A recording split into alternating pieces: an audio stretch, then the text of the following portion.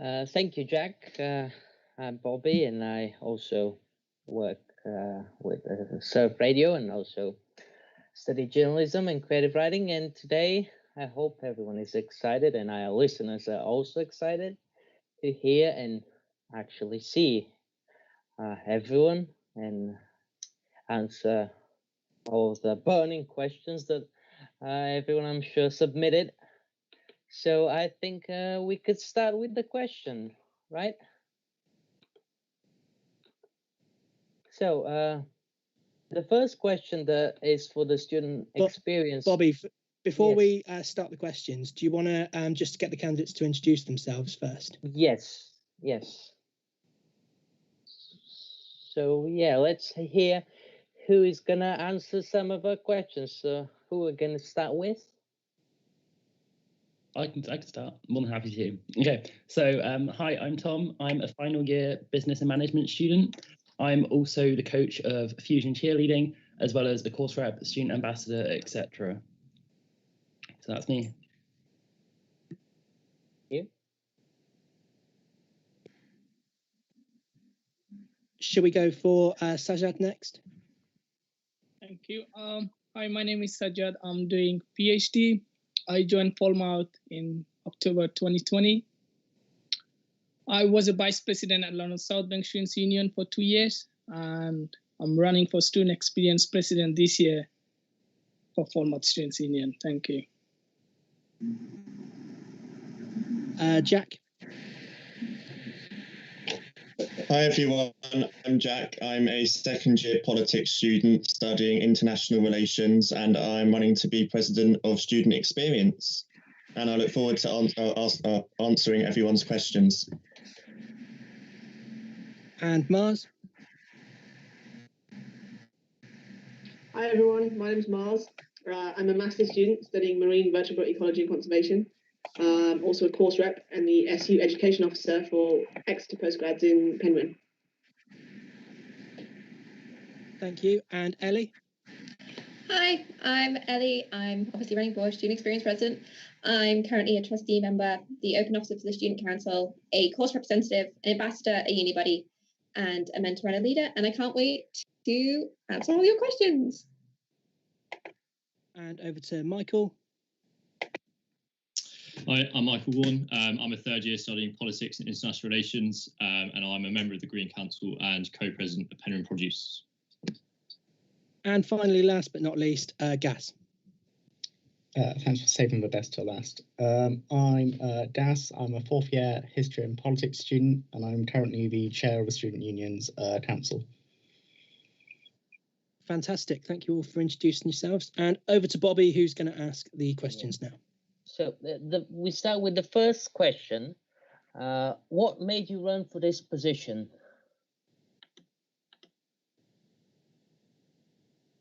I think if it's okay, we should restore the same row as of answering the introduction. Yeah, of course. More than happy to. So what made me want to run for the role was a variety of reasons. Some of these being that my course is only 2 years, so I'm missing out on that third year, so I really want that. Another reason is because of my course time here. 1 year's been in person, well, the equivalent of, and the other one's been fully online. And because of that, I've seen both staff and students adapt and change and see all of these both positive and negative changes that have occurred. And this has allowed me to notice gaps, problems and concerns that students have had. And I want to help create positive change for them and help address these problems and concerns. And like I said, I think a lot of things are uncertain for the future. So I just want to help make those clear through the role of student experience. Thank you.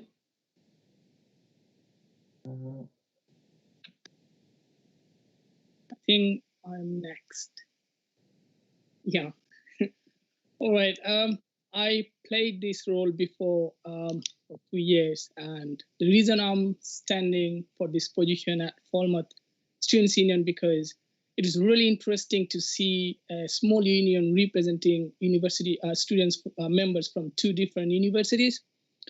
And my goal would be to take the union into the right direction. So at this moment, our students are facing the biggest challenges, you can say. So I would like to utilize my experience and making sure that our students are safe and secure and they're having the great student experience. And that's the main reason I'm standing again to a different union to shape it and make it a better place for our students.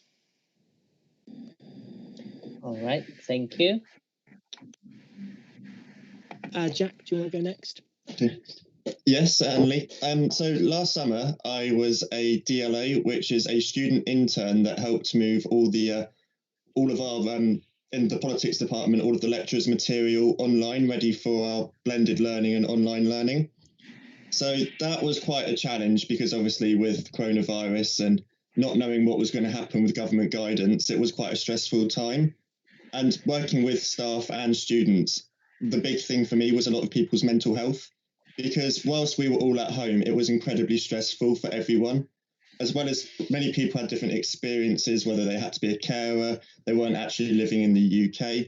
And I just want to really highlight that as whilst running for Student Experience, and if I was to get the role as President of Student Experience, to make sure that everyone's individual experiences are listened to and acted upon, to make sure that the student union is an inclusive and also transparent place where everyone's experiences are both listened to and acted upon. So that's why I'm running. All right, thank you. And Mars?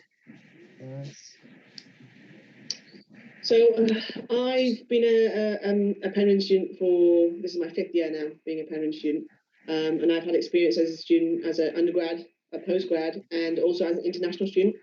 So I've seen a lot of what student life can provide for a student. And I think having seen some of the changes that have previously happened in previous years, and seeing the adaptation to the COVID response now, I think that I can bring some good ideas and change to the role of Student Experience President.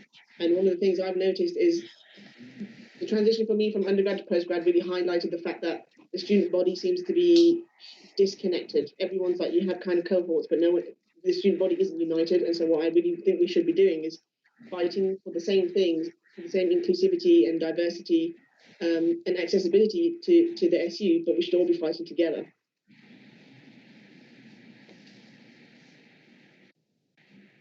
Thank you. I think it's me next. Yeah. Well, since I've worked at a lot of roles around the uni, I've really been able to see how long and lonely the last year has been for a lot of people.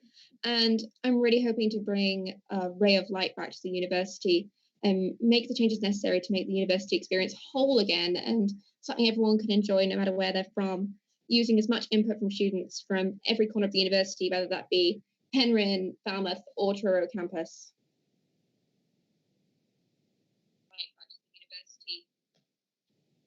Over to Michael. I'm standing for this role because I've really enjoyed my time down here in Falmouth, and I'd love to be involved with shaping that experience for future students. And particularly 2 areas of my life that I'm most passionate about are sports and the environment. And I feel like that's one of the areas that this role has a lot of remit over, and one of the things that the university really needs to work on. So I'd love to be involved with that. And finally, if we go with Gaz. Well, I've got the easy job this evening, so I just have to agree with what everyone said before me. But I think Mars really hit the nail on the head earlier. It is about feeling like universities being disjointed. I think that's happened not just this year, but in previous years. Now, as student council chair this year, I've really seen some of the effort which people like Ellie and Mars have been making to, bring people together, and Michael as well on the Green Committee. So been some really brilliant projects. And from projects I've done this year, I really want to continue to make sure that actually next year we come back with a bang, make sure everyone actually has the university experience they deserve, rather than what we've had this year, which has been, university by YouTube. Some really interesting points there. Thank you all for those. I think if we turn it on its head next time and go back around the other way, starting with Gaz. Yeah. Yes. So, guess we're gonna start with question number 1, which is, why do you think you should be a student experience president? I think I'm starting now, aren't I? You tricked me there, Jack. Lulled me into a false sense of security. Why I think I should be a student experience president is because I think my manifesto is achievable and ambitious, which I think is something really difficult to achieve most years. The Students' Union doesn't have all the resources in the world, and neither do universities. We've seen that this year with how Falmouth can't afford to pay for, all its first-year students to have that rent rebate, which extra students have enjoyed. So I wanted to make sure that I promised something which is achievable this year. I think I can deliver on that, and I think I've shown I can deliver on that through my experience both as a rep and as student council chair this year. So I think it's tried and tested methods, tried and tested manifesto. It's something I'm really proud about, and that's why I want people to vote for me. All right, thanks. Should we go with Michael now? I think I should be elected as President Student Experience because I've been involved with societies all across a number of different sports and all areas of university life. And I think I really understand what people are looking for, and I feel like my manifesto encompasses a lot of key points that people are looking for. And yeah, I'd love to fix those things for everyone that needs them. Thank you. Ellie? I think that I should be student experience president because over my time here, I've seen just how much work the uni needs and how, as others have said, how disjointed the uni can really be. There's so much that needs changing, and I think someone with my drive could really implement the changes necessary to make the student experience better and whole again. Right, thank you. So, Mars? So I agree that I think manifestos for this year have to be slightly less ambitious than previous years because COVID's like a really big issue and we don't know how we're going to actually come out of this yet. So I think we have to be realistic about our goals, and I think my manifesto is realistic and achievable. I have experience in the SU, so as a SU postgrad officer, I've done so much already this year, and I have a key role in connecting postgrad students to the SU, and I've done a lot, and I've heard a lot of change, and I've heard a lot of feedback, and I've translated that into an outlet for the change that students wanted. So I'm already doing the kind of stuff that I would continue to do in the role of student experience president, but I just want to make it bigger, and I think I could do a good job of connecting everyone and being a great president for all students.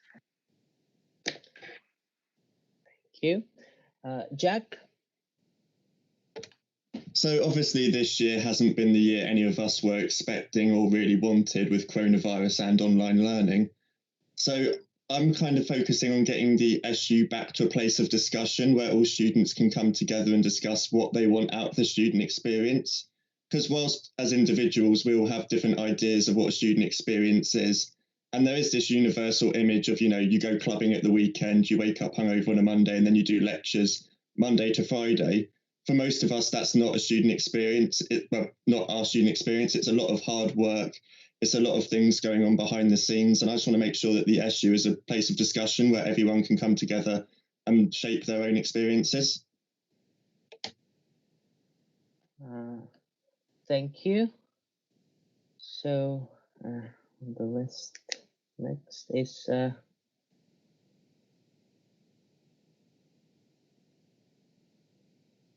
I think it's Sajad next. Yeah. Well, since I joined to the trustee board member as a student trustee, I found that our union needs more funding. So the reason I choose the student experience role, president students experience, because if I get elected, first of all, I would like to have a very good conversation with both university governors and executives, because as a SU, we need more money to spend on more funding for societies and sports and overall students' well-being support, for the mental health support and all other support the students need. So that's the main reason I choose to be a student experience president, so that we can have more block grant for our union with the university. And the secondly, students experience, because my previous role was education vice president. So I really wanted to experience something different. So sports and society always interest me a lot. That's why I choose to how we can improve our societies and sports at Falmouth and Exeter Students Union. Thank you. And Tom? So I chose student experience because currently, like I said, I'm in that unique position of understanding both second years and third years, because one, it's my final year, and two, it's my second year.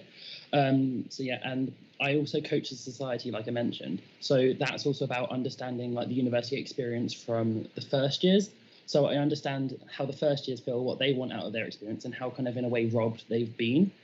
And then like with my manifesto, I think it's both achievable, inclusive, and affects every single student, whether you're first year, second year, third year, fourth year, undergrad, postgrad, full-time student, part-time student, no matter what you are, Exeter, Falmouth, Truro campus, it's inclusive, and every single point affects every single person in every way. And even graduates, it affects the graduates, well, the third years now that are going to graduate, because especially with my employability point, I've really reached out to students to kind of get opinions on what they want to change and just hear about who they are, how they feel, what they want out of the experience. So I've already got opinions that I want to like bring forward, and I know they're not just my own. And like Jack, I want to continue like understanding and listening to like the students' opinions and voices and share what they want rather than what I want, to help shape and like impact their student experience, as well as, because I'm second year, like Jack anyway, like we both know that last year was a year of events to start off with as soon as like freshers hit. So we're super close to like experiencing all of those and knowing what we've missed out on and what we want more of. Yeah, so just understand what people are missing. And also I've been a part of society such as ballet, cheerleading, and then some less sporty ones. So I kind of understand it from both points of view and how hard it's been on not just societies, but the members. So that's why I want to share everyone's voices and opinions. That's great. Thank you all for the wonderful answers. Now, following this question, let's say some of you get elected. What are the first big changes that you're planning on doing? Gus? Well, I think an essential big change is the way the student union deals with representation more generally. I think, having been student council chair this year, I know that actually all the time it isn't able to listen to what students want. And it's all too easy sometimes, I think, for people to see the SU and think this is run by a clique of people. Like, there are 7 candidates here, but, you know, I know most of you already. And I think it's run by a clique of people and it doesn't represent their interests. And I think as an international student at a foreign university, I really appreciate having representation there. So I want to add international student reps, so SSLCs, SSLGs, have an international rep working group. I think also we need to think more carefully about how we represent all our campuses. Our student council at the moment doesn't have an officer from Truro. You know, there are things we can do to make sure the student voice is strengthened. And actually, I think if we strengthen the student voice first before anything else, then all the events and everything else follows from that. You know, you can't have a solid foundation for a university student union, and you can't put on good events for all your members if you're not listening to what they want. So I really want to, as a priority, get student voice fixed. And that's all part of my manifesto. Thank you. So, Michael? Similar to Gas there, I think it's very important that students get involved and tell the Students' Union and whoever's elected what they actually want, and the decisions that are made reflect that directly. From speaking to a lot of people, you know, more investment into sport and just, you know, improving the life down here in Falmouth is very important to them. And it feels like there's a big disconnect between the SU and students at the moment. And I just think that needs to be brought together. Thank you. Ellie? I think if I were to be elected, my first thing would be to do some serious work on Wood Lane campus. It feels like it's been left in the dust a little bit, and from what I've talked to from students that have to work there, it's seriously underfunded and feels like they've been forgotten about, really. So I think I'd like to start improving the student spaces there, especially the library, because if you've been there, you know, she's quite old, she's a little outdated, but she could be improved. And as well, I'd like to get some of the sports and societies that are currently on Penryn campus down to Wood Lane to try and fully encompass the student experience throughout all of the campuses, rather than just being the hub that is Penryn, you know. And as well, I think I'd like to work on getting sports and societies the maximum amount of support I could do, especially post-pandemic. That could be funding, that could be physical support from the university, that could be support from the SU, but I'd like to set about a plan to get them the most help they can do because they're severely underappreciated. Thank you. Mars? So I completely agree that we need more presence at all campuses. We definitely need more presence at Wood Lane and Truro, and I want to implement that. I want to make sure that SU is seen there. So I think it's a good thing for presidents to be seen regularly working at different campuses, so they can experience how life differs between each campus, because each student at each campus will have a different experience to the other one. So I think that's a key point. And I also want to hold regular drop-in sessions for students at every campus, on all campuses, to come and talk to the presidents face-to-face if we can, COVID allowing. Because I think there seems to be this image of you have regular students and then the presidents, when the reality is the people you elect as presidents have been students or are students themselves. So we have very much been in your shoes, and we were you a year ago. And I think people need to be more comfortable coming and talking to us and letting us know about the ideas they have, about the concerns they have, and just in general coming. And we need to be more accessible to students, really, because talking face to face to a president is wildly different to sending an email, And secondly, I think I agree with everyone else's points that societies and sports have suffered a lot. I want to help societies get back on track. I want to help them put on more events, and I want to encourage them to hold inter-society collaborations. I think it's a great thing for societies to collaborate, and it makes it easier to access different cohorts of students.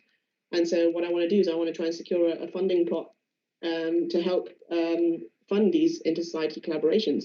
And I really want to help support the students who are running these societies as well. I want to incorporate compulsory first aid and mental health first aid training for the committee members in their committee training, because I think as students, one of the biggest support networks you have are your peers, and a lot of those come from societies that we join. A lot of the friends we make are from societies, and so I think as students you tend to turn towards people you know. And so as committee members, I think you should feel safe, and you should feel supported, and you should feel like you have the necessary skills to help your peers, and vice versa. The students in the society should feel like the people who have more authority in the society are good enough and can support them in a good way.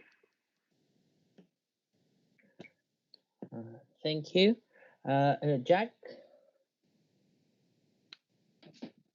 I fully agree with what everyone has said, especially with reaching out to the Wood Lane and Truro campuses and making the student union presidents particularly more accessible to all students. My main and first priority is going to focus on mental health, especially making sure that mental health facilities that are based on the Penryn campus outreach towards the Wood Lane and Truro campuses further than what they have done previously. Because up and down the country, students have been left in the wind by the governments. We're still paying £9 grand for a term I liked that Gas used earlier, YouTube University. And obviously lecturers, they'd much rather we be in lecture theatres, and we'd much rather be on campus and be able to get value for money. But at the end of the day, we can't, and it's caused a lot of stress. And that's why I believe building up the mental health services for students and staff to access is a priority. Because this year, more so than any other year, the mental health services are going to need to be accessible and are going to need to be widespread. So that would be my first campaign priority. Thank you. So, Sejat? Yeah. My main first campaign I would like to launch as a SU to get student finance back, students' fees back, because students are not getting the quality of education, and why is they paying the same fees? So it is very questionable.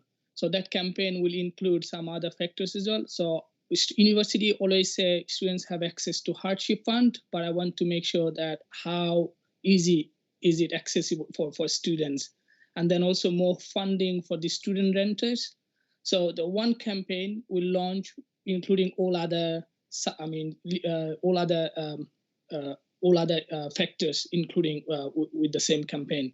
So, example, no direct payment policy. So students' grades shouldn't be affected because of COVID-19 And I think SU is doing this campaign, so I would like to follow it up. The most important, I feel like myself, that students are paying so much fees and university is not taking it serious because they think like it's okay, but I think it's not okay. Students should get their money back. This campaign will help students to get some money back, and also I would like to get help with the NUS national campaign they're trying to launch very soon. So yeah, thank you. Thank you. And now, last but not least, Tom. I think after me, we've still got Michael to go.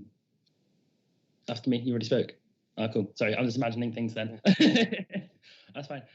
So pretty much, if I was to be elected, the 3 things I'd instantly change, because my manifesto is only 6 points, so I picked 3 of them to focus on instantly, and that would be employability support, sustainable transport options, and refresh freshers. So employability support, like I've said, this would be to use RealWorks and the Career Zone, which is Exeter and Falmouth's employability services, merge them and use Falmouth and Exeter's contacts to help create industry-based work placements using their contacts, as well as using the facilities on all campuses that we do have to almost do this Falmouth broadcasting service. So like a miniature BBC, but just across campuses for both Exeter and Falmouth students alike to get experience in broadcasting or script writing or whatnot, as well as create a separate service which utilizes Exeter ambassadors and Falmouth ambassadors and lets them do unified jobs and more generalized events such as the COVID testing that's happening on campus at the moment. Because Penryn campus is a unified campus, so why not utilize both universities rather than just one, which is just currently just Falmouth ambassadors who are being used for the COVID testing. So that's that, and then it also helps you gain experience for what happens next. Then you've got sustainable transport options. So this is lobby the increase lobby for eco bikes. So just to help students have a more environmentally consciousness. And also with that, it's also look at more sustainable transport options between predominantly Truro and Penryn campus. This is mainly because the Truro lot aren't neglected, and so that they have access to all the facilities on the campuses, as well as the pretty much the access to the majority of the societies.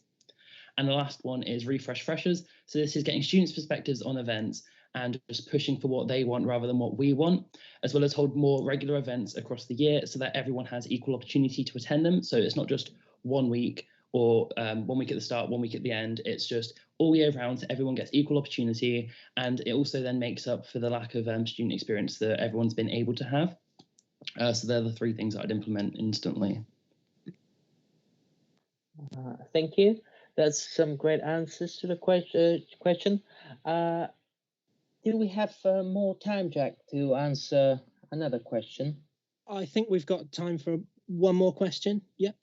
Should we switch the order around as well? Yes, and yes, start again. with Tom for this one? Yes, some of you mentioned in this question as well, but as this year has been a bit different, and with the COVID restrictions, a lot of the social side was lost. If the things are back to normal in September, how would you improve the social side, Tom?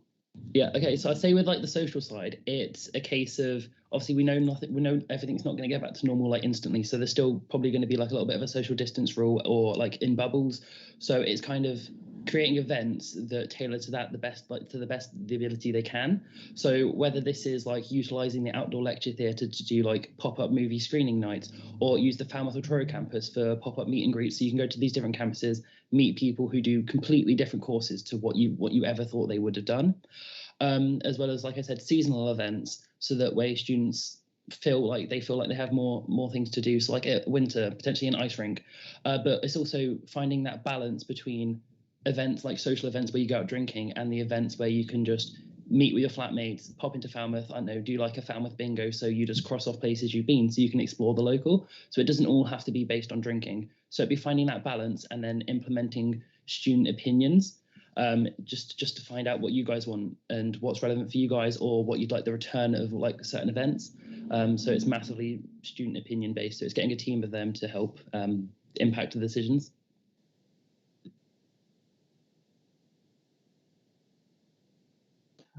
Thank you. So Sejat next. Yeah, thank you, Bobby. I think yes, I agree with Tom. We need to launch a lot of events in September. One of the plan I would strongly recommend, and I would like to do myself, the festival by the SU. So it could be a summer festival, or if campus open and everything come back to normal, then September we can introduce with the freshers event. So every year SU organize like 150 SU freshers events. With the freshers events, I would like to introduce a big festival for Falmouth and Exeter Students' Union. So it's not just for the students, it's for the whole community.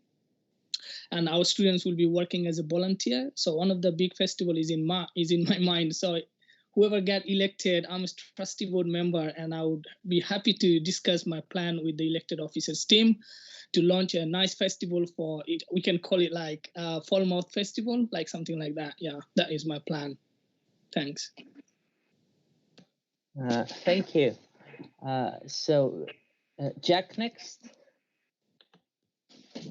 I think the thing is with student experience, for me, I was incredibly lucky in my first year because I moved into my flat in Glasney Park and I had the best flatmates I could have asked for.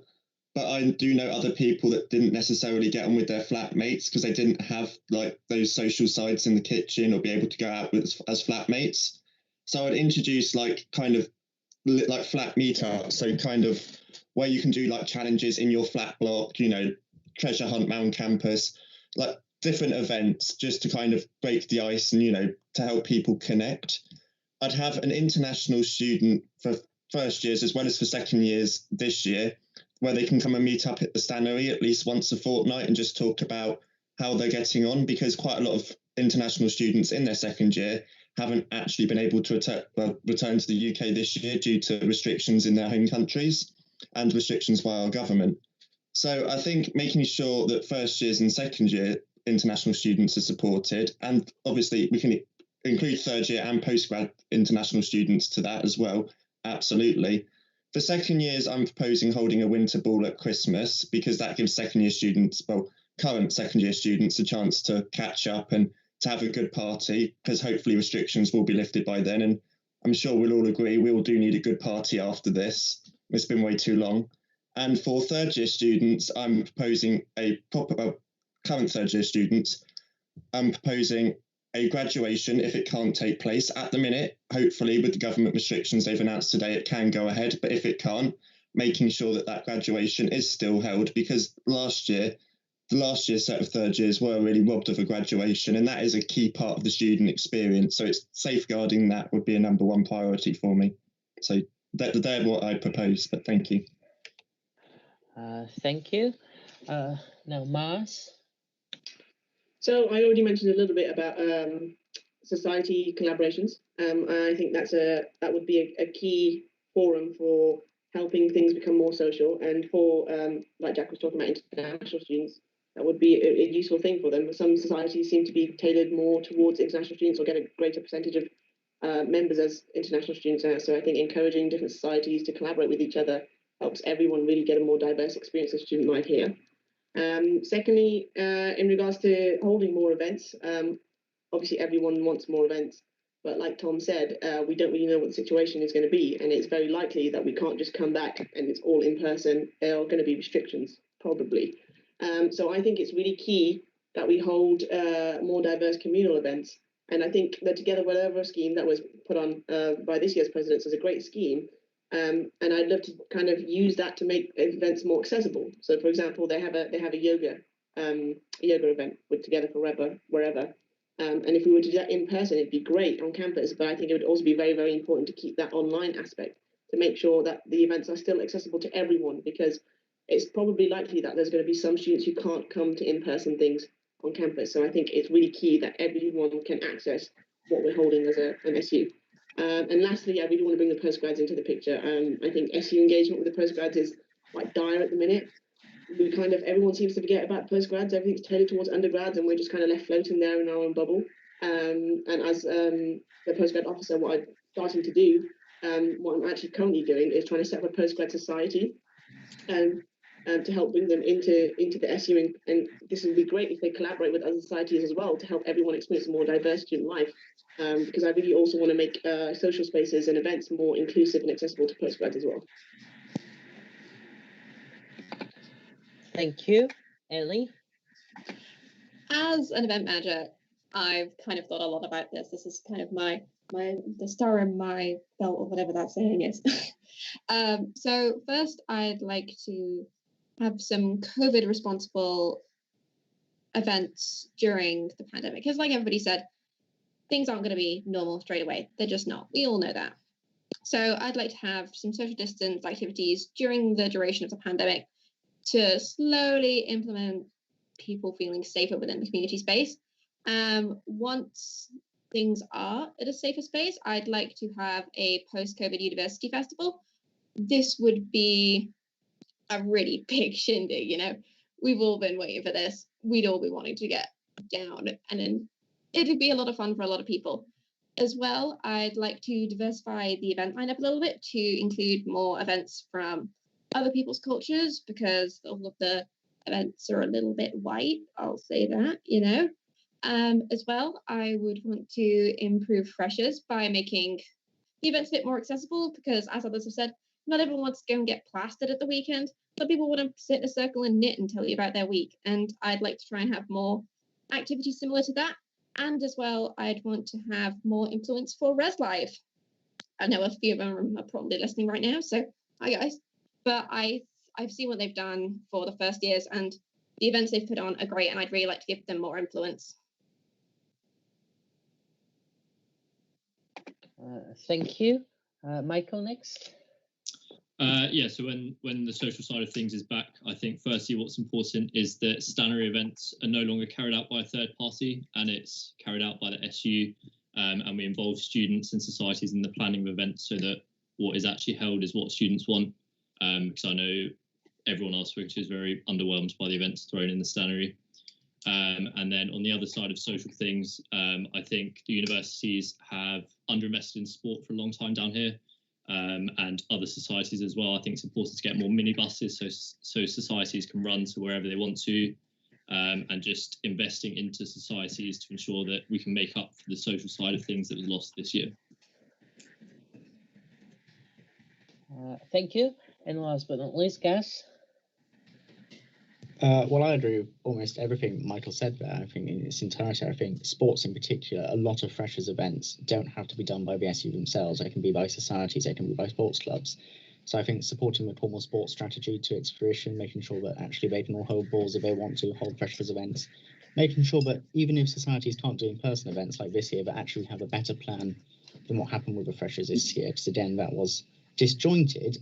That's not for the lack of effort by committee members, but I think we need more support for what actually we're able to do apart from quizzes and things. If we are allowed to do in-person events, I think it's important that refreshers this year take part in arranging that, and postgrads take part in arranging that, international students do. And then also I just want to improve the facilities on campus as well. I mean, a big part of my manifesto is providing hobby spaces on campus aside from these all-out events. So I want to plant allotments and trees and things so people actually have nicer spaces to spend on campus, and you can meet people there, even if it is just outdoors. But the ultimate thing I think we've all identified is it's really dishonest to sort of plan massive events at the moment before we really know what's going on. And I think all of us would agree it's going to be difficult for whoever gets a job, and listening to students is going to be the crucial thing. Thank you. Thank you all for the very good and strong points. But now for the last question, we're kind of running out of time. We're going to start with Gus again about sustainability. A lot of people have asked, and if you can, in one sentence, what would you do about sustainability on campus?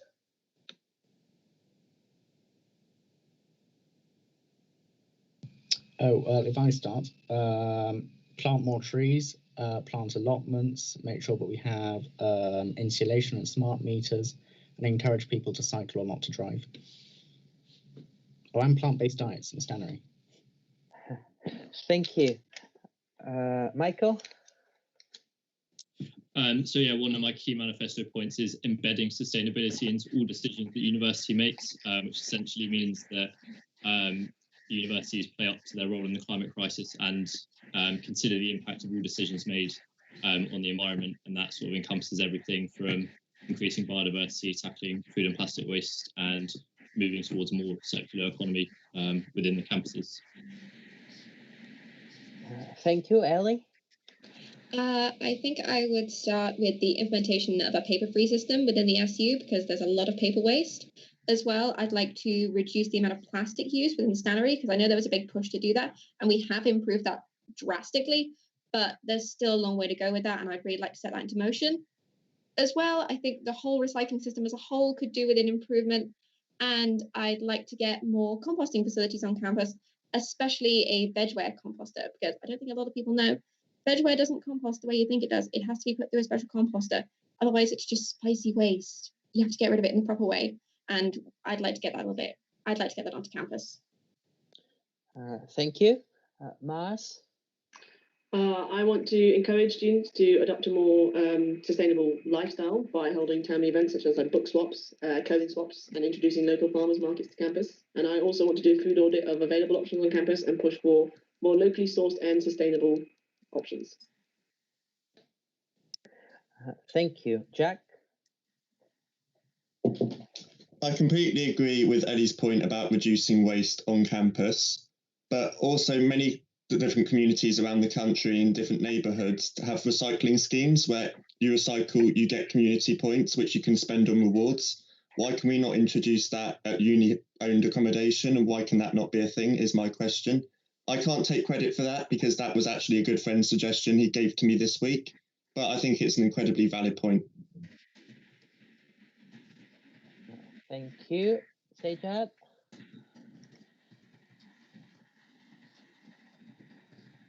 You're muted. Sajad.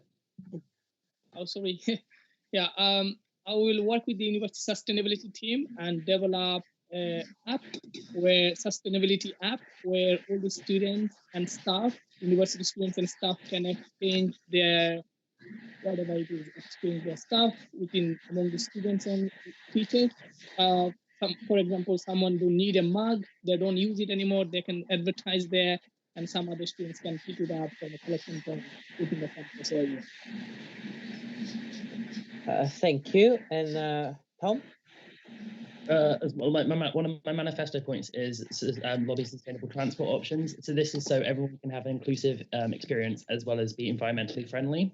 But other than that, personally, I don't have like initial plans to deal with the sustainability as a whole, apart from listening to students' feedback on what they want. So far, I've had people say they want more vegan and vegetarian options within the scannery and the campus shop. And I said that is something I can work with welfare and inclusivity to push for and definitely make happen. So it's more of the case, like I said, hear what you guys want rather than what I want, because it's all good people that want to do this first. But if you guys don't want it, and if you guys aren't going to use it, point. So that's one of my big issues. And one, I'll try and implement the best ability. Thank you. Thank you all for participating. That is all the time we've got for today. Some strong points made, and I hope the viewers enjoyed it as well and got some of their questions answered. Thank you very much, Bobby, and thank you very much to all the student experience candidates. We're going to play a quick song now, and we'll be back with the President Falmouth candidates.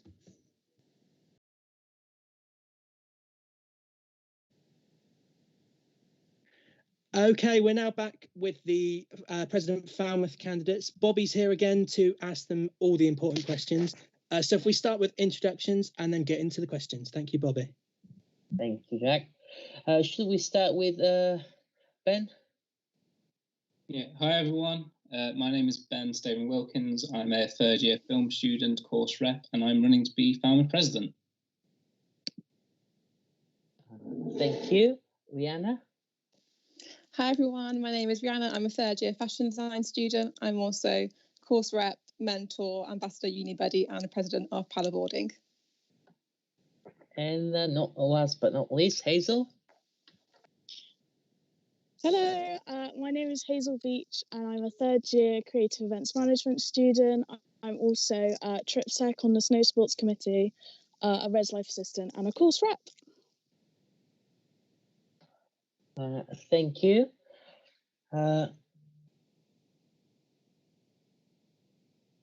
So let's start with my first question is, now as we live in a kind of a different times and campaigning is a bit different than it used to be, how has your campaigning been this year, having to do everything online? I've seen that you all have been very active on our social media.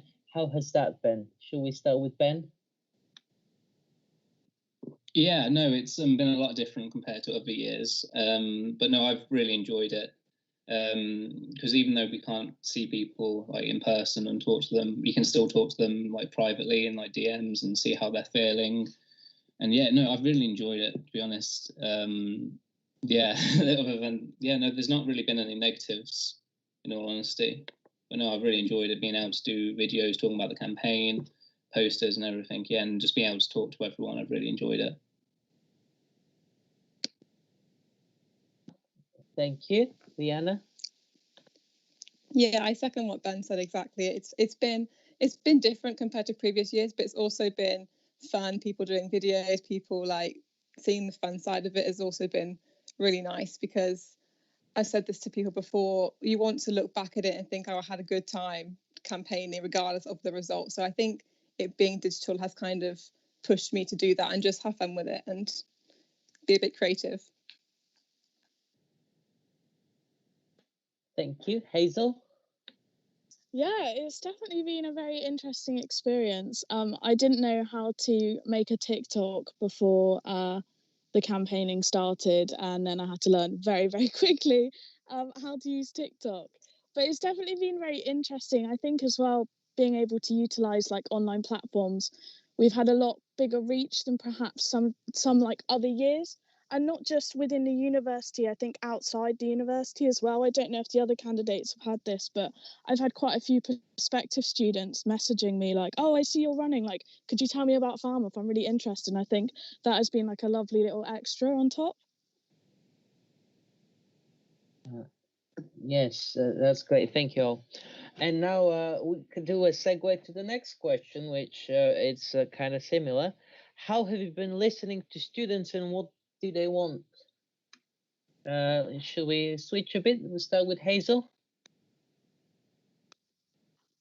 So definitely through messages, I think it's been a lot easier to engage with students who you haven't necessarily met before. I think it's sometimes a lot less scary just messaging someone rather than like having to go up to someone and say hi. But also as well, just kind of doing things like Q&As on the Instagram Live and stuff like that has meant that students have like a direct access to ask questions and then being able to answer them and then chat with them about the answers. Thank you. Rihanna? Yeah, I agree with Hazel. People find it easier just to drop you a message and say, oh, I'm thinking about this, like, what's your opinion on it and stuff like that. But I do also think that I think most candidates, if they're also a rep, have experience in being at meetings and kind of seeing echoing themes across the university that they feel themselves that other departments are also feeling. So you kind of get a gauge of what students are thinking about. So yeah, it's just keeping an eye out and like observing what you can. Thank you. Ben? Yeah, so sort of the same as Hazel and Rihanna. I've been like doing messages, like talking to everyone. I've been doing this post every day where I ask people how they're doing, and if usually when I message them because they're not doing so well, they talk about the issues with the university or how they're feeling personally with lockdown. So I get to a better understanding. I've really enjoyed being able to talk to them and see how they're feeling with everything going on. And I did a post, but I can't remember which day it was now. It wasn't all the days are blending in together, but asking people what they want to see change with the university. So that's all a lot of messages, a lot of people talking about different issues which they brought up, which I think are really good and interesting and like need to be sorted out points. But yeah, so I've been really enjoying being able to talk to everyone as much as I can. Thank you. That's was going to be my next question. Is you can start with that, Ben, after. What was your favorite moment of the campaign so far? Yeah, so definitely being able to talk to everyone, being able to just hear everyone's opinions and being able to do like Q&As with everyone, and being able to communicate. I really enjoyed doing the video aspect and thinking of different creative ideas of how to reach different audiences within the university. So I did a Hob Histories manifesto song, which went down very well and was really nice to see all the lovely comments about that.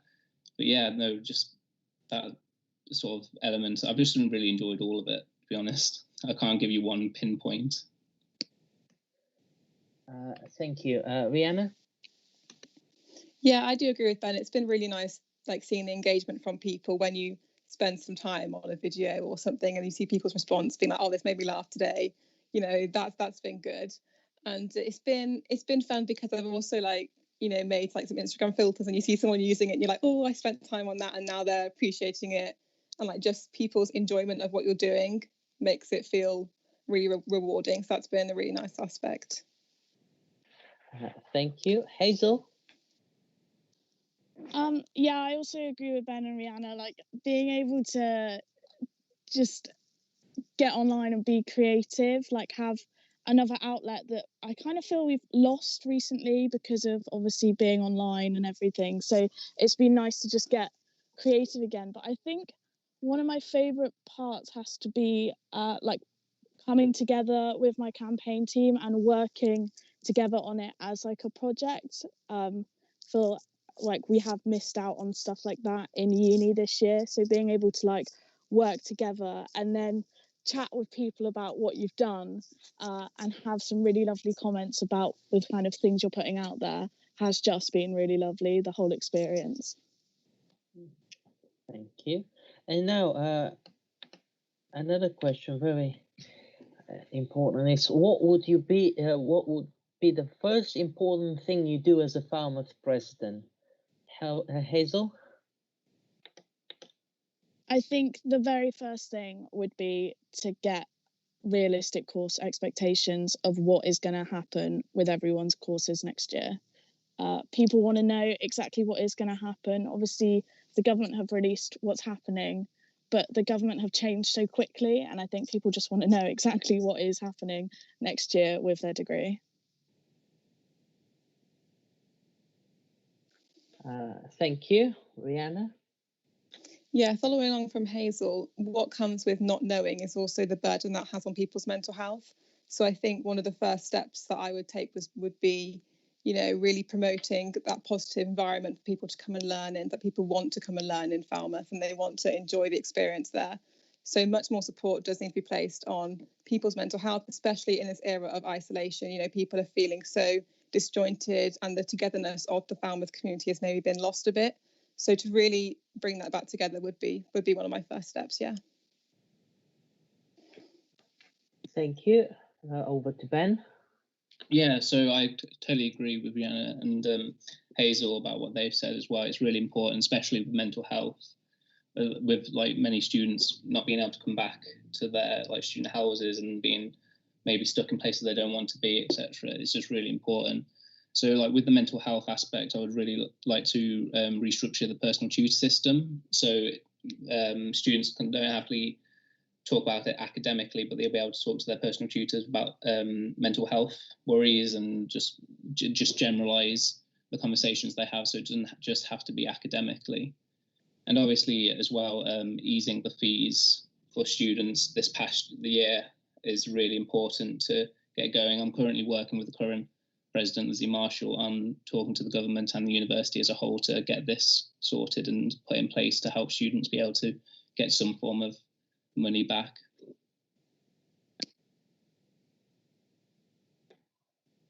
Thank you. As a Falmouth president, obviously a very important thing is the connection with the students and hearing what they want to be changed. How do you feel about your connection with the students, and how would they be able to connect with Ben?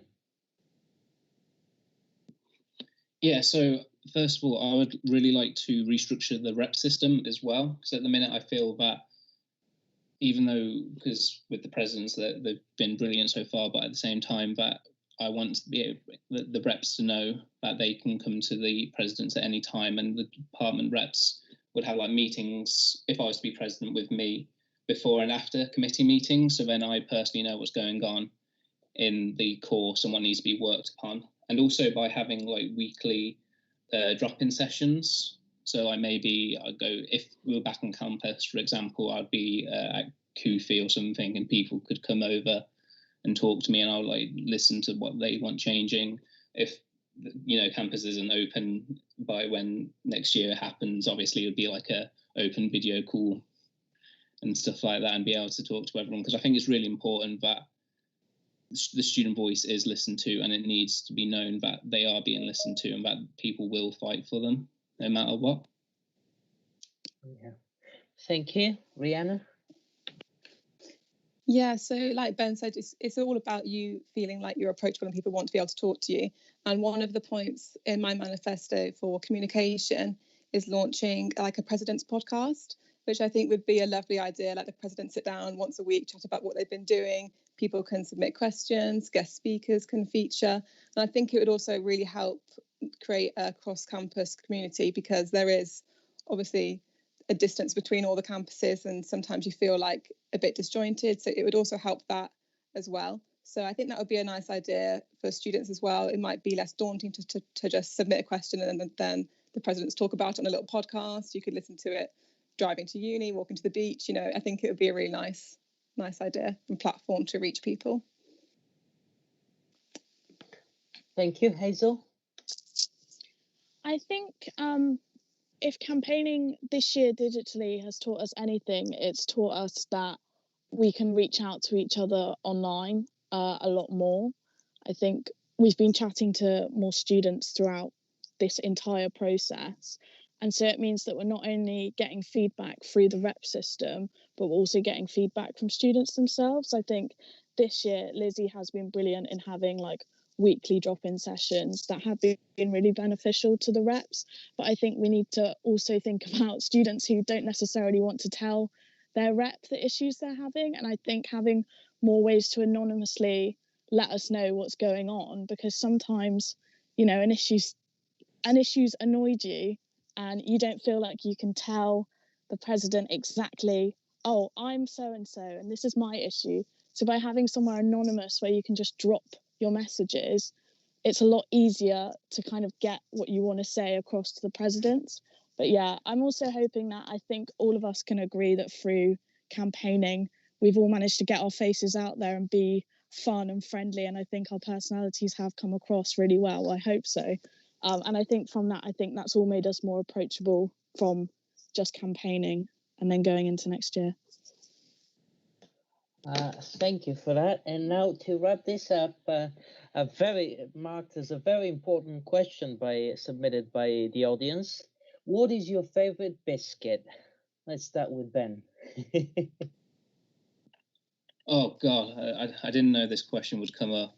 I might need a minute. I don't know. I'm kind of boring. I really love just cookies. Like every night, I have like cookies as like a snack before bed. Yeah, or custard creams. I don't know. You put me on the spot. This is the question. What's really got to. Yeah, that probably. Okay, thank you, Rihanna. It's got to be a bourbon dunked in a hot chocolate. Come on, the only answer. Do you have one, Hazel? Yeah. Well, I'm gluten-free, so normally gluten-free biscuits are really disgusting. So I think my favorite would have to be like, those ones that have like chocolate along the bottom of the biscuit and then like chocolatey bits in it. Yeah, one of those, but from M&S, like being really, really naughty and going to M&S and getting like nice posh biscuits. All right. Thank you. Well, thank you all for doing this. Great answers. I hope all. I wish everyone luck. And that's all for the Falmouth presidential candidates question time. Handing over to Jack. Thank you. Thank you very much, Bobby. We'll be back after some music with the President Exeter candidates. So in the meantime, enjoy this song. Question links into that pretty well, because it's how have you been listening to students and what they want? We'll start with Stephen for that one. Yeah, so far it's been, obviously with COVID, we can't meet up in person and everything like that. But the way I've been doing it lately is just reaching out to students, not just people that I know and, are familiar with, but giving students the opportunity to come to me and message me. So it's been very useful in that my best friend at uni, she is the chairman for our college essentially, and she gets a lot of people come to her about problems with the way the university runs and so forth, and it's that feedback which I've been able to kind of use to my advantage and listen to what changes want to be made. And I've noticed that the biggest thing that people want changed at the moment is not even changed, but just to be reassured that their academic progress is not going to be deterred in any way by this COVID-19 pandemic. Because even from my personal experiences, I'm, worried about it and so forth. And having that worry myself makes me want to drive and make the changes that need to be made. So yeah, that's my part. As a rep, I've had to do a lot of this, and I've tried all the things, sending surveys out, all of that, but I've always found the best thing has just been letting students know they can message me, and then it's very open. It's not ticking boxes on a survey. Students can message me about any course-related issue. So anyone who is a second year bioscience knows I'm constantly kind of all over the sort of Facebook group chat, and we have a Teams channel now. Constantly, I'm here. If you have feedback, you can tell me anything. And I think it's important for students to also know that they're not being judged if they give feedback. If they're really struggling with the workload or something like that, that you're not making a judgment on them. You're just here to listen to that. So from feedback onto representation, how would you ensure that students from Truro and postgraduate students and also international students are more represented than they currently are? We'll start with Ellen for this one. Yeah, so I think that's really important, particularly for Truro students, given they've recently kind of had to join our Students' Union. One thing that I want to do is hold regular drop-ins for Truro students and postgraduate students, and hold those on Teams so that they're accessible. And yeah, I completely agree with that. And to be honest, I think that's the best way going forward at the moment, because we can't do anything in person. So it's kind of the only way forward at the moment. But I'm very lucky enough to have got connections and friends with people that are each from those three different three different categories that you just mentioned then. So I have friends that go to Truro campus, and I have friends that are postgraduates and friends that are international.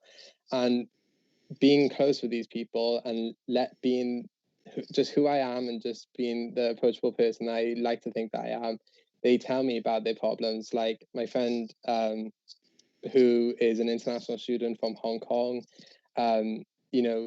she hasn't seen her parents in over a year because of this whole pandemic, and there's been a lot of struggles that the university has put pressure on her to do and so forth. And it's when she's telling me these things, I'm like, it's making me want to do these changes, because especially when you know someone that is in that situation, obviously you're just even more driven by it. You're much more even more passionate, because you can see it actually affecting someone, and that is the whole drive towards it. And yeah, the way I'd listen to people is, like Ellen said, the drop-ins and so forth. I just hope that people see me as an approachable character to just come and talk to me, like pull me aside, message me, like scream my name, however you want to do it. Like, it doesn't bother me. I would rather you just tell me how you want anything done. So which of your manifesto points are you most passionate about? And we'll start with Stephen.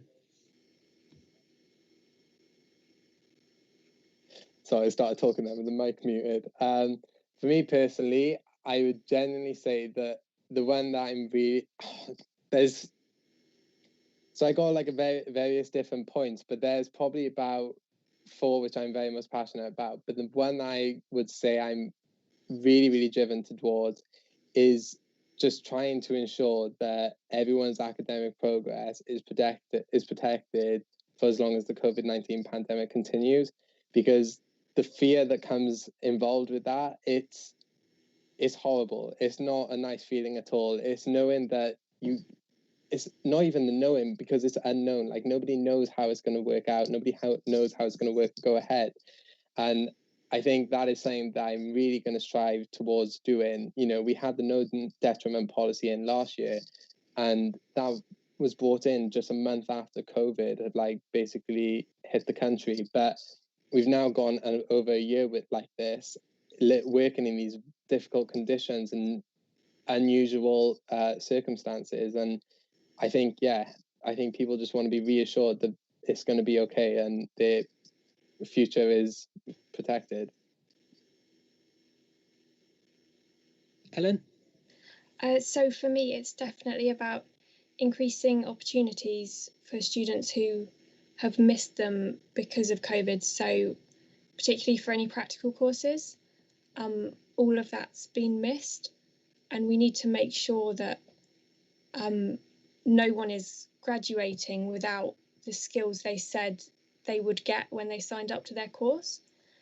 So I want to make sure that for any practicals missed across all courses, there are skill sessions run when we can to make up for all of that, and also field courses. So that's for a lot of the courses at Penryn campus, field courses are an integral part of that, and a lot of students have missed them. So I want to kind of form some kind of partnership with an organisation like Operation Wallacea, something like that, to create subsidised opportunities for students who have missed this to go and do these things, because it's opportunities that not everyone is able to get after uni, and we risk having a kind of major inequality if people aren't graduating with these skills. And then, you know, some people can do an unpaid internship to get them. Some people can, you know, pay to go abroad and get that kind of remote fieldwork skills or whatever it is they need. But a lot of students can't, so we need to make sure that everyone gets this before they graduate. It is supposed to be included in the course, so we need to do it as soon as we can. Okay, cool. So the next question. This year, students have felt that the university hasn't done enough in terms of mitigation. What would you do to ensure that these voices are heard? And we'll start with Ellen. So yeah, I think mitigation is a huge thing. I think the no evidence 1 week extension has been useful for a lot of students. That's something I want to make sure definitely continues. I think we've all kind of just accepted that doing a degree is stressful, and I don't think that needs to be the case at all. It should be about, you know, enjoying your course, learning, developing skills. It doesn't need to be all kind of stress and assignments and deadlines. So one thing off my manifesto that I want to achieve is an extra deferral period in term 3. A lot of students just don't have a lot going on in term 3, particularly without having exams at the moment. Term 3 is just kind of empty for a lot of students, and yet if you need to defer, you have to defer to this single week in August that for a lot of students doesn't work if you have an internship lined up or something like that. So that's one thing I'd like to introduce. And also I want to speed up the process of getting an ILP. That's a problem for a lot of students. It takes a long time to get that sorted. Yeah, going off what Ellen said, I think I completely agree. I think the university this year is obviously this COVID-19 pandemic. This isn't an excuse, but nobody could have prepared for it. You know, it it was something that shocked the entire world. Nobody knew something like this was ever going to happen. So we're all trying to adapt to this whole thing. And yes, we as students are adapting to it just as much as lecturers and so forth. And I agree, in some fields, the university hasn't been able to really reassure students that everything is going to be okay in certain aspects. But there are other aspects where for me in particular, I don't know, for my course in particular, my lecturers are going above and beyond in their teaching. They are doing all that they can because they understand how much of a struggle we are finding it with learning remotely. Like, they've set up their practicals in their office and they're videoing it on their laptops. And I just think that is something that we are so appreciative of as students, because we know, lecturers didn't prepare for this just as much as we did. And it's difficult to find, there's not one person to blame.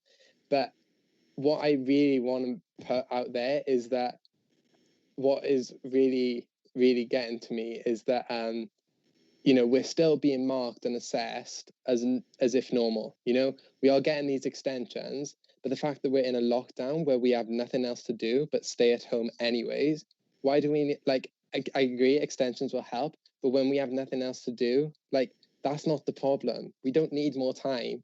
We need something that is going to make it easier, because the stress that we're going through, the pressures of it all, it's not healthy for us at the moment. And when this has come up I literally had an exam on Friday, and I drafted an email over the weekend to complain about that exam because it was so intense and difficult. And I reached out to all the students that did the same exam and asked for their feedback.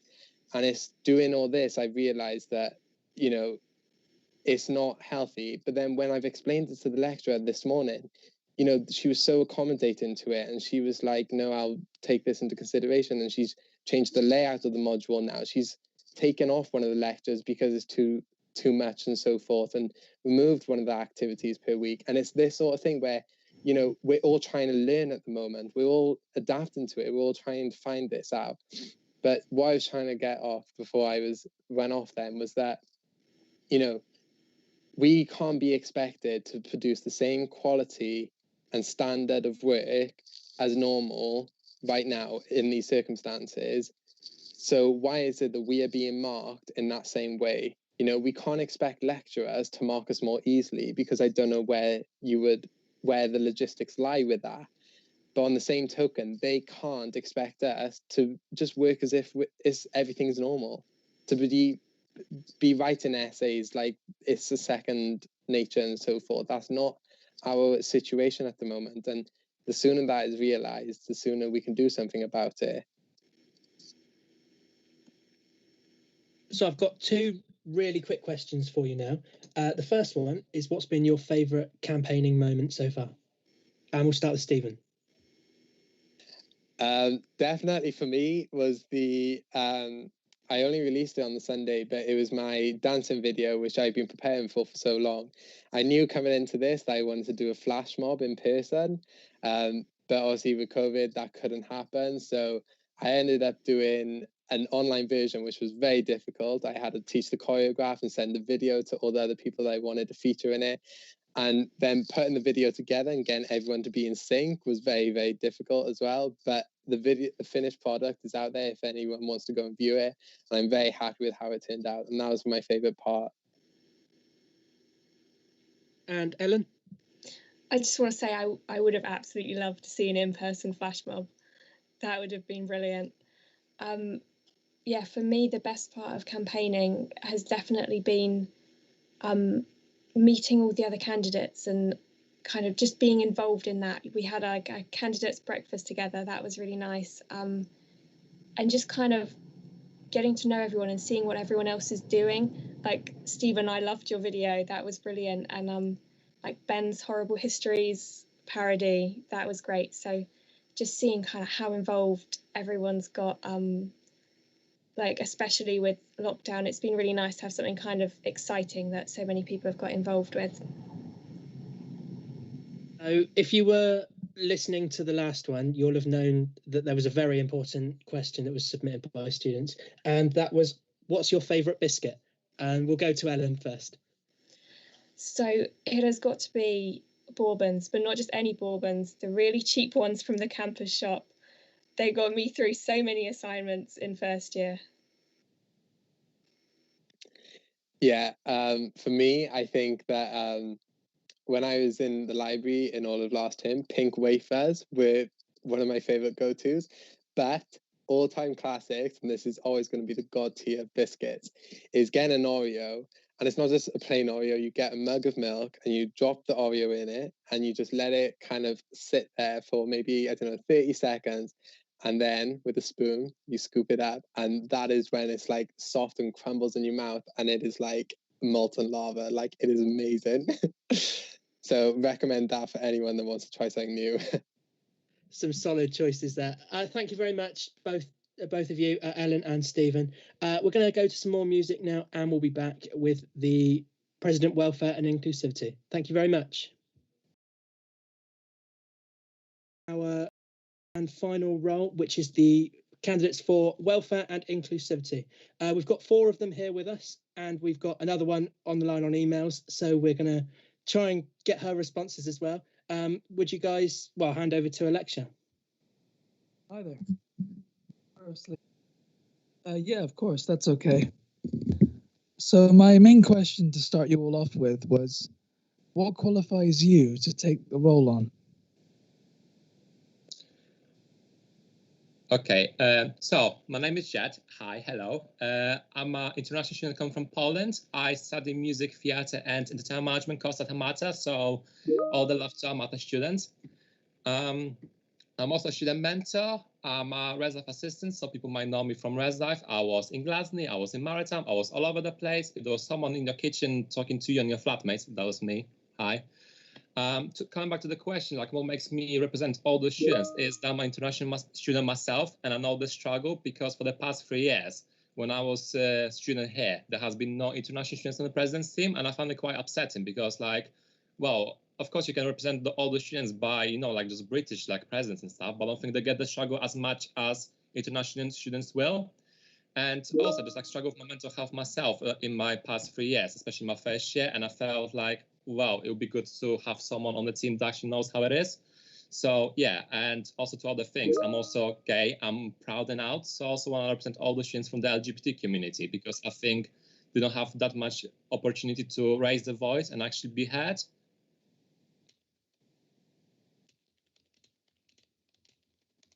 Yeah, that's a great response. That's really good. Shall we go with Charlotte next? Do it. Hi everyone. Yeah, so my name's Charlotte Agnew. I'm a 22-year-old planet enthusiast, and I sort of graduated TV in the summer. And I am running for President Welfare Inclusivity. So I initially ran for the role because I really loved working with students to get their voices heard, but being course rep for 3 years, and that kind of I was more motivated doing that and lobbying positive changes than my actual course itself. So that's why I initially went for the role. And then the reason why I'm rerunning is because I've kind of hopped over to the other side of the fence and realised there's so many things that really needs to like change. And then to answer the question, what qualifies me to deal with like really complex issues such as racial, sexual or gender prejudice, I think one thing that I really want to do is really utilise the Liberation Committee, because it's there, it's been revamped, but it's not really being properly used, and they are full of like representatives, because it's so important for me to work with students to get their voices heard on really like key issues. Yeah, I think that's a little bit about me. Thank you. Great response. Should we move on to Amy? Hi, I'm Amy. I am a Truro student. I'm actually the first Truro student to ever run for a president position. So I'm studying my master's in environment and human health, but I also studied my undergraduate on the Penryn campus in geography. And I have quite a lot of experience dealing with complex issues. So I was actually the chair of the Girl Guiding delegation for the British Youth Council. Girl Guiding is an organisation for girls only, and it's really feminist, and it's really trying to improve and increase the opportunities available to girls and young women. So I was the chair of their British Youth Council delegation, and so whenever we met, we always discussed complex issues, a lot of gender inequality, sexual abuse, mental health, eating disorders, pretty much anything and everything could come up. And each year the British Youth Council has an annual council meeting where delegations can put forward manifesto ideas, and every year we did. So we actually presented and passed a lot to do with period poverty, young people's mental health, gender stereotyping, and all of our motions were always passed. So they're now within the British Youth Council manifesto, which is used to lobby government. I've also spoken in Parliament to MPs about these issues. So I actually spoke particularly about body confidence, body image, and that was in quite a large room of MPs and other delegation members, and it was really well taken. There's actually a report written on it. And then I've also been an academic rep in 4 of the 5 years I've been at the university here. So 2 of them I spent as the College of Geography and Environmental Science SSLC chair and department rep. So I've had a lot of experience chairing those meetings and taking students' feedback and creating change. And I suppose lastly, I suffer with a whole range of mental health conditions myself, so I have personal lived experience of it, as well as going through all of the wellbeing, welfare and accessibility services and knowing how they've changed in the last 5 years for better and for worse, a lot of worse. So I very much understand where students are coming from the mental health side of it, and how frustrating and annoying it is, and how much needs to change. So yeah, quite a lot of experience, and I'm just really passionate about everything to do with welfare and inclusivity, as I'm sure everybody else is. It's powerful stuff. Yasmin. Hi, I'm Yasmin. I'm a 3rd year studying politics and international relations. And I think that obviously everyone said really great experiences that they have, but I think that none of us are qualified for this position. I think to say that we're qualified to take on this role of representing thousands of students, unique identities, is tokenistic. I think that it's impossible to be done. I think students need to be empowered to represent themselves. And I actually did a poll on for students that had to ask if they felt represented in the under the system in the past year, and that came back as 75% no, which is obviously quite astounding. But as for like experiences that I've had in working in these topical areas, I've worked with the President of Ghana to deliver on projects to deliver reusable sanitary products to girls to 7 girls' schools in rural Ghana. I've been an ambassador for youth and sport for Ghana due to using my platform as an international athlete to speak out about sexism and racism in sport for the past 7 years, and was invited to meet the past 2 presidents of Ghana at the Presidential Palace to discuss sexism in sport. I co-organised the Cornwall Black Lives Matter protest last year. I'm partaking the Decolonising the Curriculum internship. And I co-founded the Committee for African Women in Sport. I've also been interviewed for The Guardian 4 times. And in my 2nd year, I established an initiative connecting local businesses with food banks to address the unsustainable wastage of edible food and shortages to food banks, which 9 local businesses are partaking in for a 5-year period and perhaps longer upon review. I've also been serving as a junior inequalities researcher in conjunction with the Council School Effectiveness team for the past year. And I'm a qualified restorative justice co-trainer working with educational professionals and school students in schools across Cornwall. And I've also been a social media officer for Extinction Rebellion. So in terms of experience, I think that it's there, but I would never try to claim that I can represent all students. I do not know what it's like to be a member of the LGBTQ+ community, and I would never try to speak on behalf of them. I think it's really important to empower students to speak for themselves by lowering the barriers to communication. Yeah, that's all really, really powerful. A lot to take in there. Jack, is it you next? We've had a response from Hannah. We put the question to Hannah, who's on the line via email, and she's put, I believe that none of the candidates running, including myself, are able to represent every single student from all backgrounds, but as a bisexual woman, I have some experiences with this sort of prejudice. I believe that it's so incredibly important to give a platform and voice to the student body and work together to set up focus groups and regular drop-in sessions where students are able to deliver their perspectives, wants and needs to the SU presidential team, so that together we can work as an inclusive community.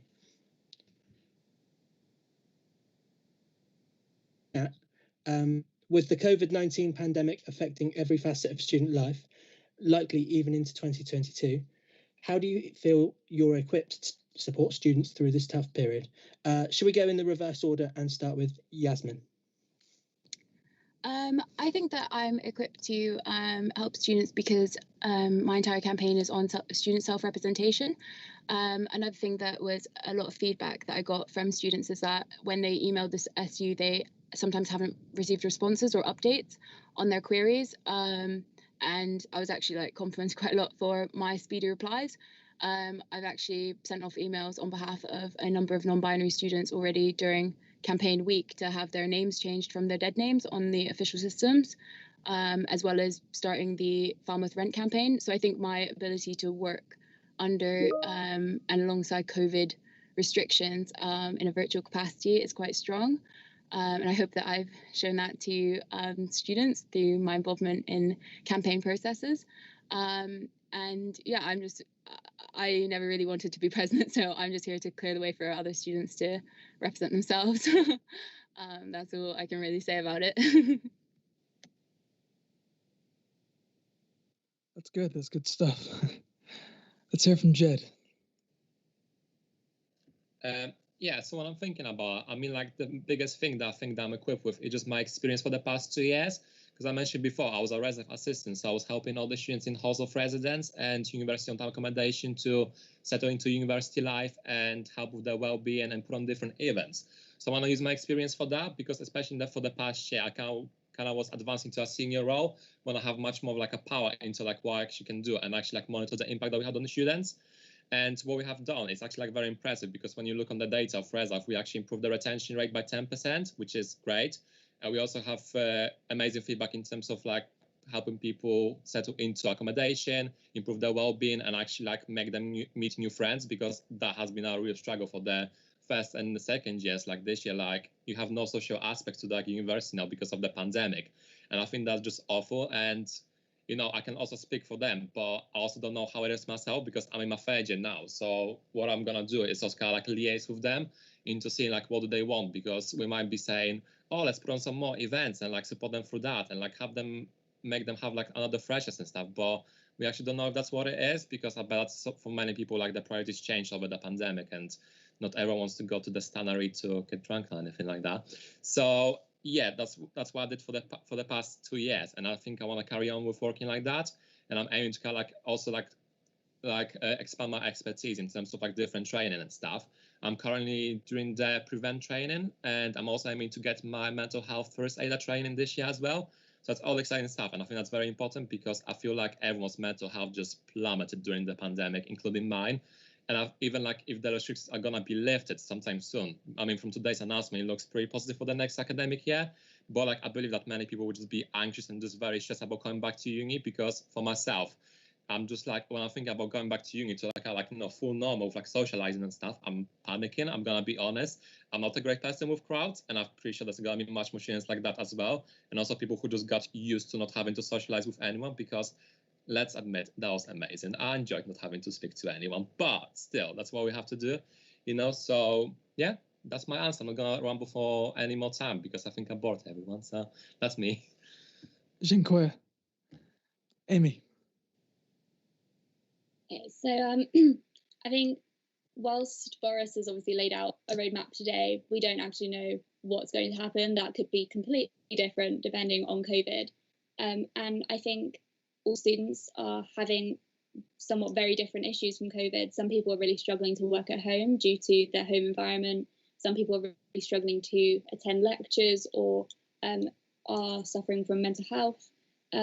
So it's very different for every student. And I think it would be just to listen to all students to figure out what are the issues for them and to work with them to improve it more. So obviously I've been an academic rep for 4 years and a student staff liaison committee chair for 2 of those years. So I've worked with students and supported and represented their voice before. So I would want to carry on doing that. But I think even if we can go back to a somewhat normal academic year next year, it needs to be remembered that we also have distant learners who won't come back to campus anyways. So I want to make sure that they continue to get all the support and everything they need as usual, even if everybody else comes back to campus.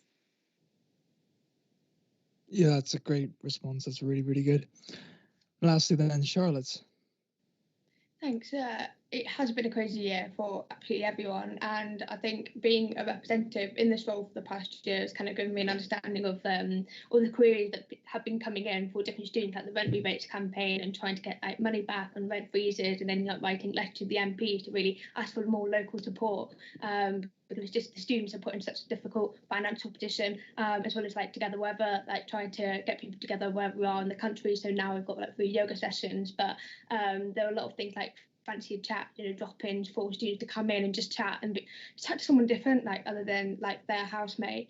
And so my brain's just kind of like gone blank. I think my manifesto last year is so different because we all got chucked in like different challenges like along the way, and we don't know what the future is going to look like, but it's just so important that we're adapting to all the new changes that are coming in and just sort of like sorry, I think my mind's just completely blank, but I'm just going to leave it there.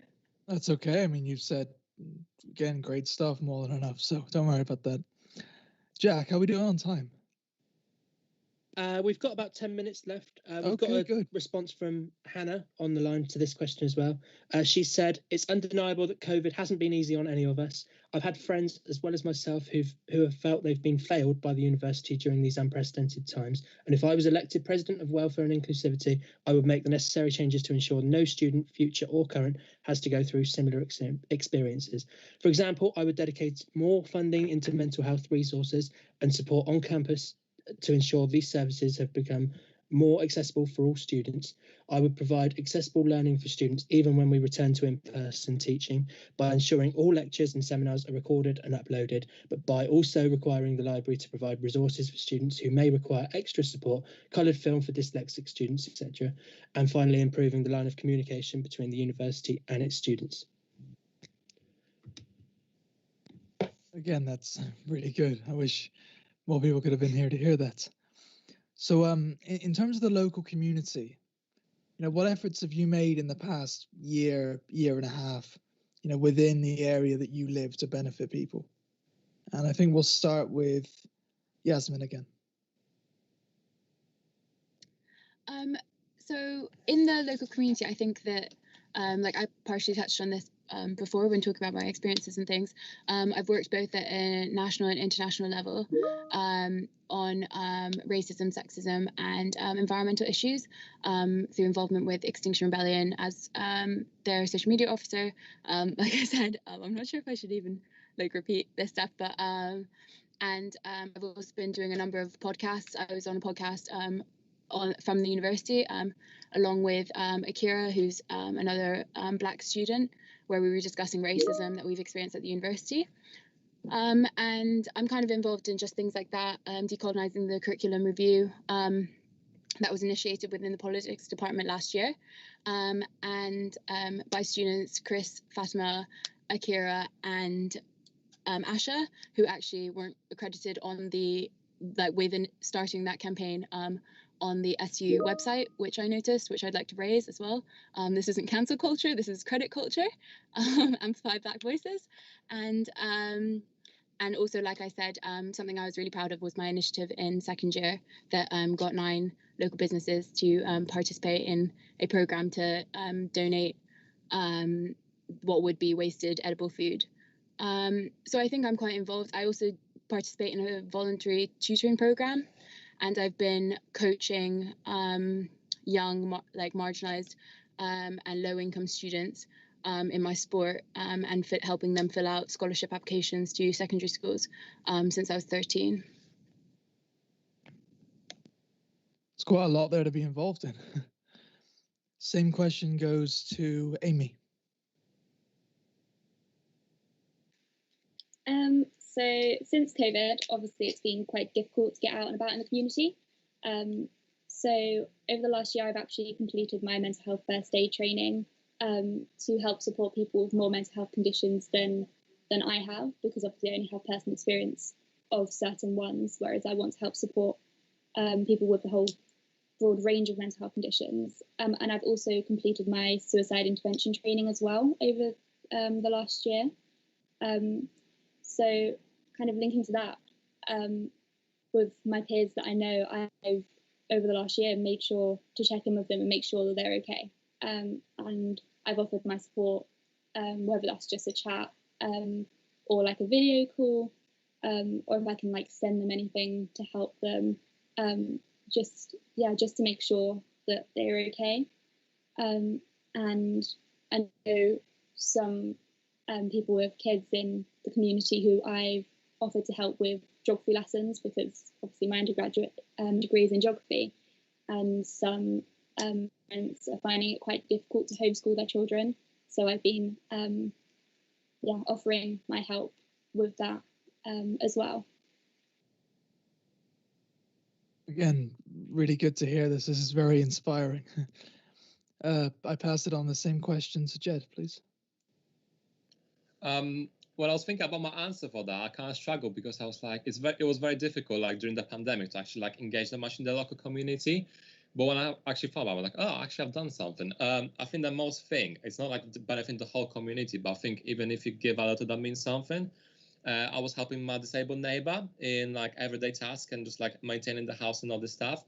So that's one of the things that I've done, because I think we should look out for our neighbors. And I think we as students don't really care for the locals that live around us, and they might wonder why locals have such a bad opinion of like students. And like, well, if you have parties and don't really talk to your neighbors to say hi, that's fine. But I'm not kind of like, putting everyone in the same position, because I know that's not the case for everyone. So people might just be very nasty. But yeah, that's one of the things that I've done. I just like look out for my local community in Falmouth. And that's pretty much what I have done so far. What we're looking with ResLife for the next year is to introduce a scheme that would make the student and local community closer in Falmouth, because we had that letter from the Penryn Town Council to ResLife talking about possible family student matching scheme, because like many students actually suffer from like being disconnected from the family, especially international students. Like when I was in my first year, I just felt so homesick all the time because I missed my local food, my just kind of like warm of their family house. So we're working on that, and I think that's really looking exciting. We're just still in like the planning stages and stuff, but it's really looking exciting because I feel that's something that might really improve the local community and actually change something for the better.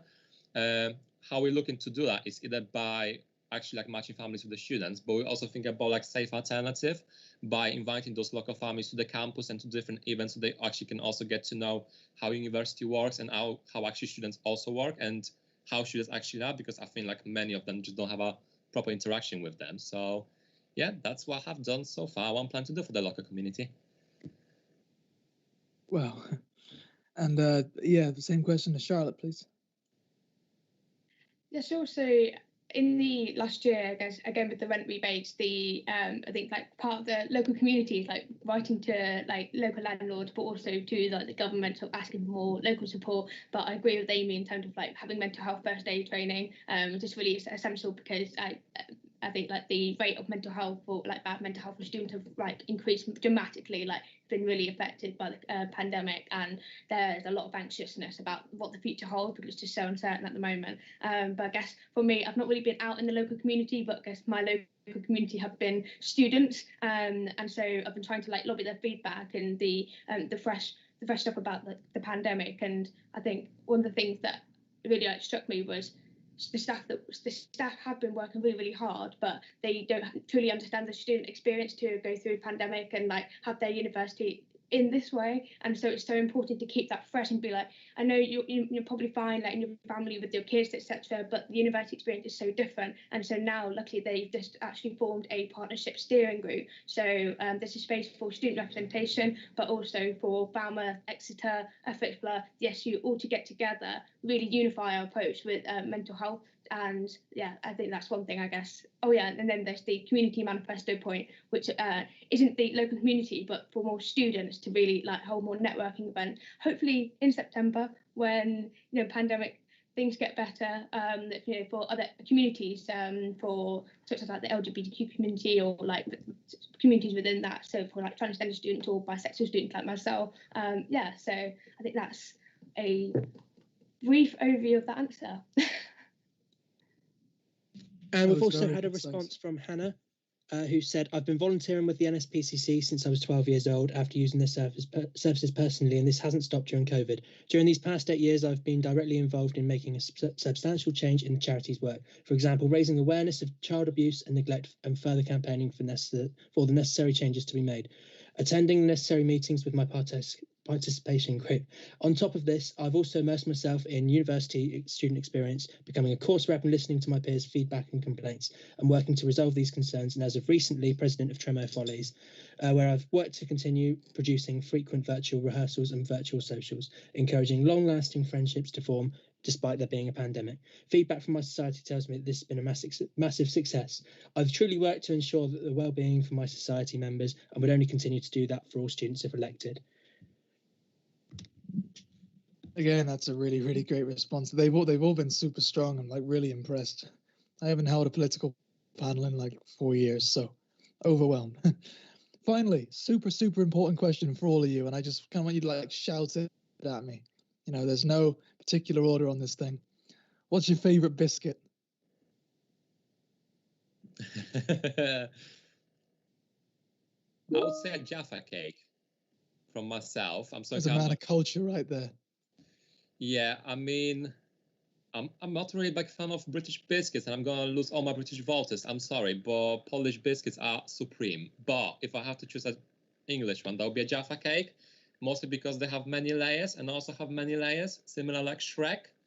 I just love chocolate and kind of like, the mix of chocolate and just jelly is just chef's kiss. Yeah, literally just kind of shout it out. Just say, what's your favorite biscuit? Come on. Hannah says, why pick one? I love all biscuits. I mean, that fits in the theme of diversity and inclusion, doesn't it? No biscuit left behind. Mine's going to sound really boring, but I've become like obsessed with digestives, just plain digestives. I find them very addictive.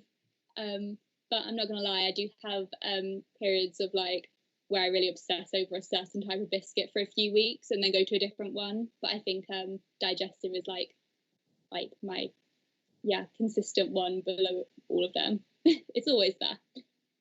Yasmin, Charlotte, do you have thoughts on favourite biscuit?